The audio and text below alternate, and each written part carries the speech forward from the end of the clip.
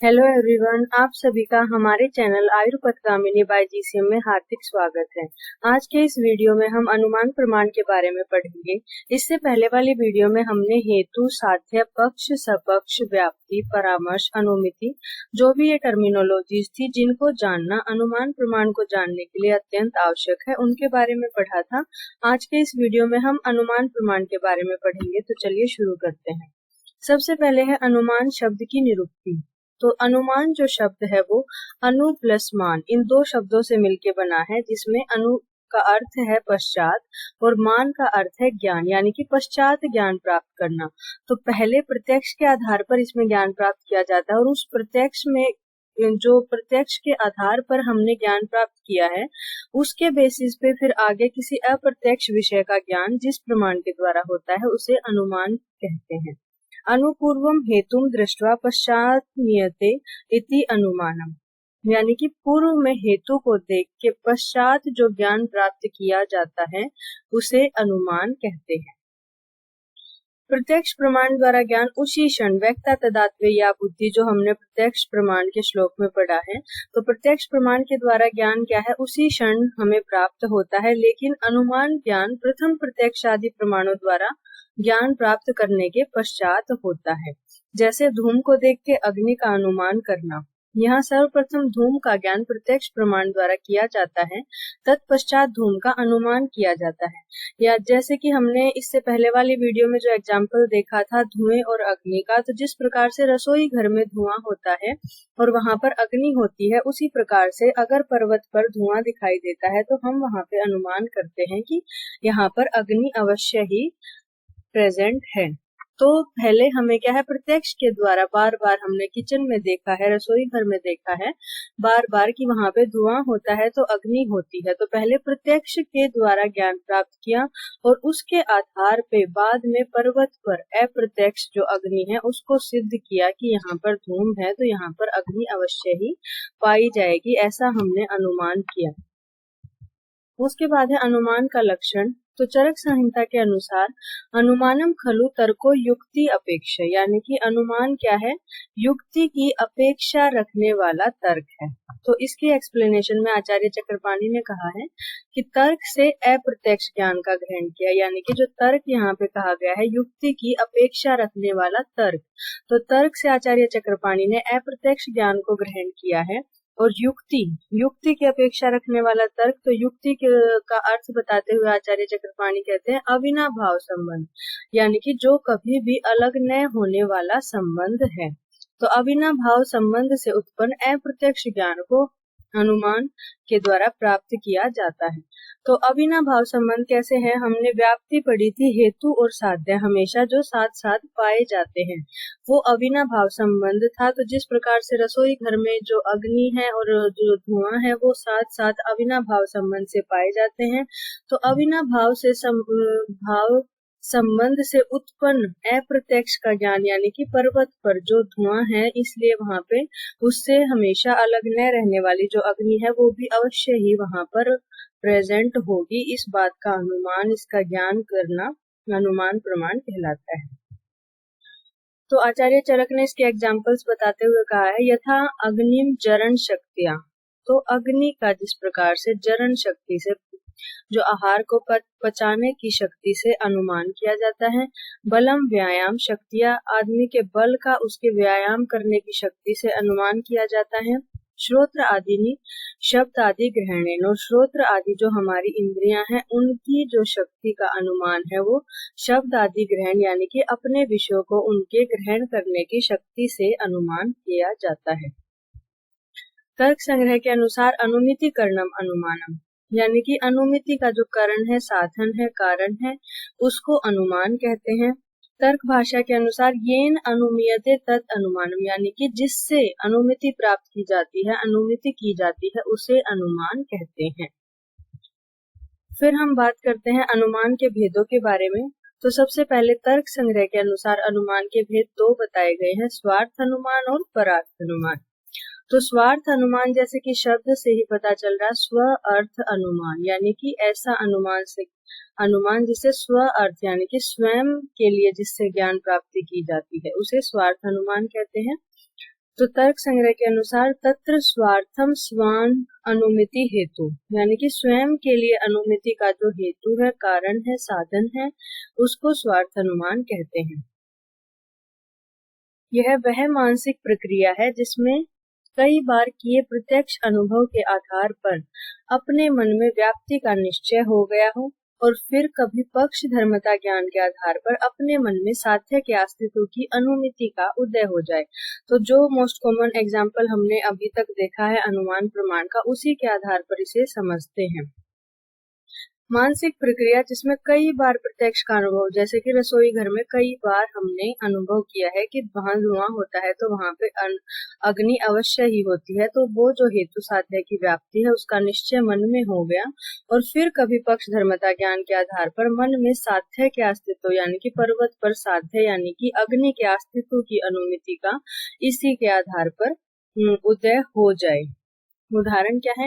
यदि कोई व्यक्ति स्वयं ही रसोई घर आदि में धूम और अग्नि को बार बार एक साथ देख उनकी व्याप्ति, जहाँ जहाँ धूम है वहाँ वहाँ अग्नि है, व्याप्ति क्या होती है? हेतु और साध्य का अविनाभाव संबंध होता है, यानी कि जहाँ पर एक चीज पाई जाएगी वहाँ पर दूसरी चीज भी अवश्य ही पाई जाएगी जिनमें अविनाभाव संबंध है का ज्ञान कर लेता है। कालांतर से जब वह व्यक्ति किसी पर्वत पर धूम देखता है तो उसे धूम और अग्नि की व्याप्ति यानी कि अविनाभाव संबंध का स्मरण हो जाता है। तब वह यह अनुमान लगाता है कि जिस प्रकार रसोई घर में धूम और अग्नि साथ होते हैं उसी तरह पर्वत पर धूम है, अर्थात वहां अग्नि भी होगी।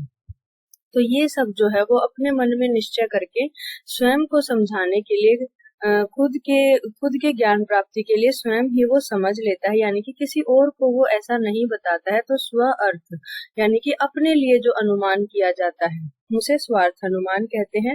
और यही बात अगर हमें किसी दूसरे को समझानी हो तो उसे कहेंगे परार्थ अनुमान, पर अर्थ यानी कि दूसरे के लिए।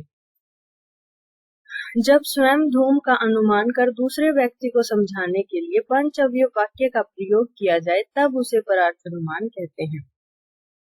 तो क्या है? परम प्रतिबोधितुम यानी कि किसी दूसरे को ज्ञान प्राप्त करवाने के लिए पंचअवयव वाक्य का प्रयोग करके जो ज्ञान प्राप्ति करवाई जाती है उसे परार्थ अनुमान कहते हैं। जब हम दूसरों की शंका को दूर करने के लिए अनुमान का सहारा लेते हैं, यानी कि हमें किसी और की शंका दूर करनी, किसी और को क्लियर करना है कि पर्वत पर अग्नि क्यों है अगर वहां पर धुआं है, तो उसे परार्थ अनुमान कहते हैं। परार्थ अनुमान के लिए पंचअवयव वाक्य की आवश्यकता होती है। तो पंचअवयव वाक्य क्या है?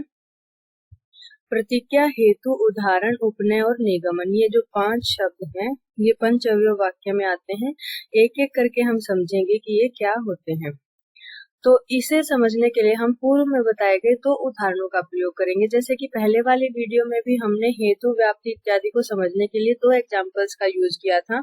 उन्हीं एग्जाम्पल्स के बेसिस पे हम पंचअवयव वाक्य को समझने का प्रयास करेंगे। तो वो 2 एग्जाम्पल थे कि जिस प्रकार से रसोई घर में धुआं और अग्नि साथ साथ पाए जाते हैं, उसी प्रकार से जब हम पर्वत पर धुआं देखते हैं तो वहां पर भी हम ये अनुमान करते हैं कि वहां पर अग्नि अवश्य ही पाई जाएगी। दूसरा एग्जाम्पल क्या था कि कोई संधि शूल का रोगी है और उसमें हमने स्नेहन किया तो उससे अनुक्षय हुआ, यानी कि उसके लक्षणों में शांति होने के बजाय उसकी व्याधि और अधिक बढ़ गई, लक्षणों की शांति नहीं हुई, उसे लाभ नहीं हुआ।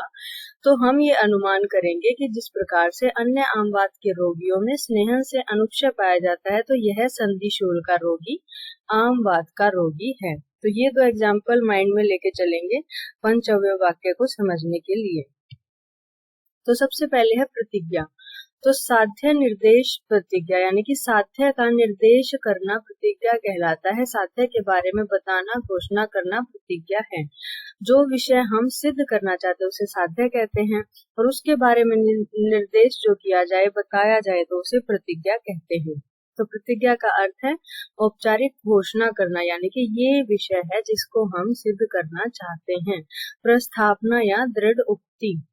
तो उदाहरण है, फर्स्ट वाला जो एग्जाम्पल है, पर्वत पर जहाँ धूम है वहाँ अग्नि है, यानी कि जो पर्वत है वो वहनीमान है, पर्वत पर अग्नि विराजमान है, यह कहना हमारी प्रतिज्ञा होगी। क्योंकि पर्वत पर अग्नि है इसी बात को हम सिद्ध करना चाहते हैं, यही हमारा साध्य है। तो साध्य के बारे में निर्देश देना प्रतिज्ञा कहलाता है। दूसरा जो एग्जाम्पल है उसमें हम ये प्रूव करना चाहते हैं कि जो रोगी है वो आमवात का है। तो यह हमारी प्रतिज्ञा होगी। उसके बाद है हेतु। हेतु क्या है? साध्य साधनम हेतु, यानी कि साध्य को का जो साधन है उसको सिद्ध करने का जो कारण है उसे हेतु कहते हैं। जिस एक साक्ष्य के आधार पर साध्य को सिद्ध किया जाता है, यानी कि जिस प्रूफ के आधार पे, जिस हेतु कारण के आधार पे साध्य को सिद्ध किया जाता है उसे हेतु कहते हैं। उदाहरण क्या है कि पर्वत पर जहाँ धूम है वहाँ अग्नि है, तो हम अग्नि क्यों कह रहे हैं? हेतु क्या है कि वहाँ पे धुआं है इसलिए अग्नि है, तो उस कारण क्या हुआ? धुआं। हेतु धुआं हुआ, तो जो धुआं है, धूम है, वह क्या है? हेतु है इस एग्जाम्पल में। दूसरे में हमारी जो प्रतिज्ञा थी कि आमवाद का रोगी है, तो उसको हम आमवाद का रोगी क्यों कह रहे हैं? क्योंकि उसमें स्नेहन से अनुक्षय पाया जा रहा है, तो यहाँ पे इस एग्जाम्पल में हेतु है स्नेहन से अनुक्षय होना। उसके बाद हेतु जो है वो दो प्रकार के बताए गए हैं, यथार्थ और अयथार्थ। यथार्थ हेतु वो होते हैं जो अपने साध्य को सिद्ध करने में समर्थ होते हैं, और अयथार्थ हेतु वो होते हैं जो कि हेतु ना होकर बस हेतु का आभास मात्र होते हैं और अपने साध्य को सिद्ध करने में समर्थ नहीं होते हैं। उसके बाद है उदाहरण। तो प्रतिज्ञा हमने पढ़ लिया, पंचव्य वाक्य में हेतु पढ़ लिया, उसके बाद आता है उदाहरण। तो उदाहरण क्या है? हमने पहले भी पढ़ा है, दृष्टांतो नाम यत्र मूर्ख विदुषाम बुद्धि साम्यम, यानी कि जो जहाँ पर मूर्ख और विद्वान दोनों की बुद्धि समान रूप से कार्य करते, उस विषय को समान रूप से दोनों ग्रहण करने में समर्थ होते हैं, उसे उदाहरण कहते हैं। तो हम अपने पहले वाले एग्जाम्पल्स में देखेंगे कि उदाहरण उनमें क्या होंगे। तो हम कहते हैं कि जहाँ पर रसोई घर है वहां पर धुआं है तो अग्नि है, तो धुआं हेतु है, अग्नि साध्य है, और पर्वत पर भी हम इसी बात को लेके प्रूव करते हैं। तो जैसे रसोई घर में अग्नि के साथ धूम होता है, यह पर्वत पर अग्नि है, इस अनुमान का दृष्टांत है। तो हमारी प्रतिज्ञा थी कि पर्वत पर अग्नि है, उसको हम किस प्रकार से, क्या उदाहरण देके। उदाहरण क्या होता है? लोक प्रसिद्ध होता है, जिसको सभी लोग जानते हैं, ऐसी कोई बात, ऐसा कोई एग्जाम्पल। तो सभी को पता है, लोक प्रसिद्ध बात है ये कि रसोई घर में जहाँ धुआं होता है वहां अग्नि होती है, तो इसके बेस पे हम प्रूव करेंगे कि पर्वत पर धुआं है तो अग्नि है। तो इस केस में जो उदाहरण है वो क्या है कि रसोई घर में अग्नि के साथ धूम होता है। रसोई घर में जहाँ पे अग्नि के साथ धुआं होता है, इसको हम एग्जाम्पल के रूप में प्रेजेंट करेंगे। और वह जो रोगी है वो आमवाद का क्यों है? क्योंकि अन्य आमवाद के रोगियों में भी स्नेहन से अनुक्षय होता है और उसमें भी स्नेहन से अनुक्षय हो रहा है, तो अन्य रोगियों में स्नेहन से अनुक्षय होना इस केस में उदाहरण कहा जाएगा। उसके बाद है उपनय। व्याप्ति विशिष्टाय हेतु पक्ष धर्मता प्रतिपादकम वचनम उपनय, यानी कि व्याप्ति विशिष्ट हेतु पक्ष पर उपस्थित है, यह प्रतिपादन करने वाले वचन को उपनय कहते हैं। तो व्याप्ति क्या थी? हेतु और साध्य का अविनाभाव संबंध है, तो उसमें जो हेतु है वो पक्ष पर उपस्थित है, यह प्रतिपादन करने वाले वचन को उपनय कहते हैं। साध्य को सिद्ध करने के लिए उदाहरण के अनुसार साध्य का समर्थन करना। बेसिकली उपनय में क्या है कि हम कंप्लीट बात को रखेंगे उसको समझाने के लिए कि जिस प्रकार से रसोई घर में अग्नि के साथ धूम होता है, वैसे पर्वत पर भी धूम के साथ अग्नि है प्रेजेंट। यह सारी बात कहना जो है वो क्या है? उपनय है। परार्थ अनुमान के लिए हम ये सब कर रहे हैं, किसी दूसरे की शंका को दूर करने के लिए, दूसरे को ज्ञान प्राप्त करवाने के लिए। और दूसरे एग्जाम्पल में कि जिस प्रकार से अन्य आमवाद के रोगियों में स्नेहन से अनुक्षय होता है, उस प्रकार इस रोगी में भी स्नेहन से अनुक्षय है। तो ये पूरी बात कहना क्या है? उपनय कहलाएगा। उसके बाद है निगमन। निगमन क्या है? हेतु उपदेशात प्रतिज्ञाया पुनर्वचनम निगमनम, यानी कि निगमनम हेतु के उपदेश के बाद प्रतिज्ञा को पुनः कहना। मतलब जो हमारी प्रतिज्ञा थी स्टार्टिंग में कि पर्वत वहनीमान है और यह आमवाद का रोगी है, इस जो उपनय था उसमें सारी बात को प्रेजेंट करने के बाद फिर से प्रतिज्ञा को दोहराना, उसको क्या कहा गया है? निगमन कहा गया है। अनुमान प्रक्रिया का उपसंहार जो है वो निगमन है। तो एग्जाम्पल क्या है? अतः पर्वत पर अग्नि है, यह निगमन है। अतः यह आमवाद का रोगी है, जो हमारी प्रतिज्ञा थी उसी को रिपीट करना है, तो वो क्या हो गया? निगमन हो गया। उसके बाद है न्याय दर्शन के अनुसार अनुमान के भेद पूर्ववत, शेषवत और सामान्यतो दृष्ट। तीन भेद न्याय दर्शन ने अनुमान प्रमाण के किए हैं।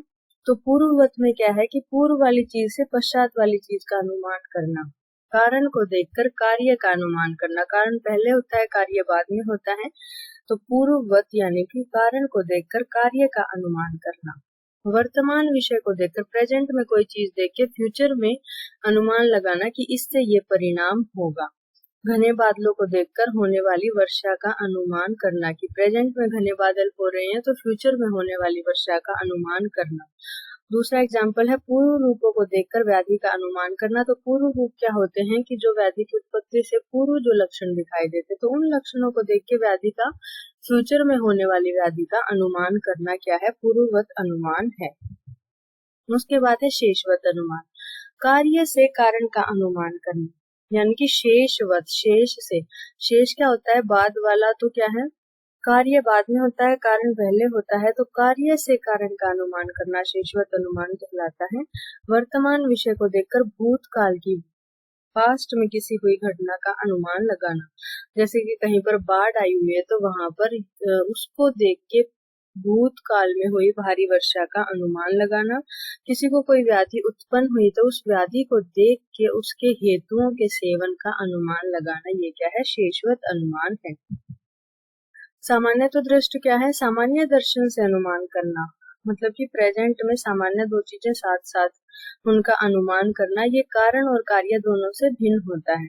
कारण कार्य संबंध न होते हुए भी कुछ वस्तुएं परस्पर आपस में जुड़ी हुई रहती हैं, क्योंकि हम उन्हें उसी प्रकार साथ साथ देखते चले आ रहे हैं। जैसे कि सृष्टि को देख के सृष्टिकर्ता का अनुमान करना, नेत्रपीतता देखकर कामला का अनुमान करना। तो जो कामला है उसका जो कारण है वो नेत्रपीतता नहीं है, लेकिन नेत्रपीतता और कामला परस्पर साथ साथ पाए जाते हैं कि जहाँ पे कामला जिस रोगी को होगा उसमें नेत्रपीतता ऐसा लक्षण देखा जाएगा, तो नेत्रपीतता को देख के कामला का अनुमान करना, ये है सामान्य तो दृष्ट अनुमान का एग्जाम्पल है। उसके बाद आचार्य चरक ने अनुमान प्रमाण के 3 भेद किए हैं, वर्तमान कालीन, भूतकालीन और भविष्यकालीन। तो चरक सूत्र 11 में बताया गया है, प्रत्यक्ष पूर्वम त्रिविधम त्रिकालम च अनुमीयते, यानी कि पहले प्रत्यक्ष के द्वारा ज्ञान प्राप्त होगा, उसके बाद अनुमान के द्वारा अप्रत्यक्ष विषय का ज्ञान, जो हमने पहले भी पढ़ा था। त्रिविधम 3 प्रकार का है, तीनों कालों का इससे ज्ञान अनुमिति प्राप्त होती है। वहनी निर्गुणो धूमेन मैथुनम गर्भ दर्शनात् एवं व्यवसन्त्यतीतम बीजात फलम अनागतम दृष्ट्वा बीजात फलम जातम इहेव सदृशम बुद्धा। तो ये 3 प्रकार का बताया गया। वहनी निर्गुणो धूमेन, यानी कि जो निर्गुण वहनी है उसका धूम से छिपी हुई वर्तमान अग्नि का अनुमान करना, वर्तमान कालीन अनुमान हो गया। और मैथुनम गर्भ दर्शनात्, तो गर्भ को देख के भूतकाल में हुए मैथुन का अनुमान करना। और भविष्यकालीन में क्या होगा कि बीज को देख के फल का अनुमान करना, और बीज के गुणों के सदृश ही फल का निर्माण होगा भविष्य में जो फल उत्पन्न होगा। तो ये क्या है, भविष्यकालीन अनुमान का एग्जाम्पल है। तो ये हमने अनुमान प्रमाण की निरुक्ति, लक्षण, भेद, पंचव्य वाक्य, स्वार्थ अनुमान, प्रार्थ अनुमान, ये सारे टॉपिक इस वीडियो में हमने कवर किए हैं। अभी अनुमान प्रमाण जो है वो कंप्लीट नहीं हुआ है। इसकी जो इम्पोर्टेंस है अनुसंधान की दृष्टि से, चिकित्सा की दृष्टि से, वो सभी हम नेक्स्ट वीडियो में पढ़ेंगे। तो अगर आपको हमारी वीडियो अच्छी लगे तो प्लीज वीडियो को लाइक करें, चैनल को सब्सक्राइब करें, वीडियो को शेयर करें और अपने सजेशंस कमेंट बॉक्स में जरूर लिखें। Thank you so much.